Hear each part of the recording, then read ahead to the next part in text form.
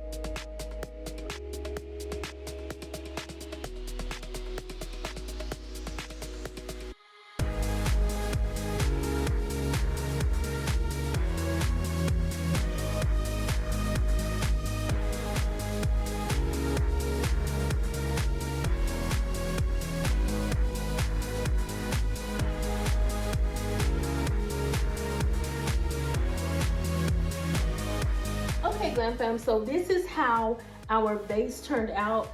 Y'all, it is so gorgeous. I love it. It is so pretty. The sparkle, y'all know I love my sparkle, and the pink is just gorgeous.